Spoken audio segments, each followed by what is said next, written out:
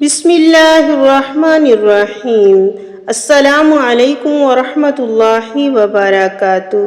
حضرت اسامہ بن زید رضی اللہ عنہ سے روایت ہے کہ رسول اللہ صلی اللہ علیہ وسلم نے ارشاد فرمایا، میں جنت کے دروازہ پر کھڑا ہوا تو اس میں اکثر داخل ہونے والے مسکین تھے اور مال و عظمت والوں کو روک دیا گیا، البتہ دوزخ والوں کے لیے دوزخ میں داخل ہونے کا حکم دیا گیا، اور میں جہنم کے دروازے پر کھڑا ہوا تو اس میں اکثر داخل ہونے والی عورتیں تھیں۔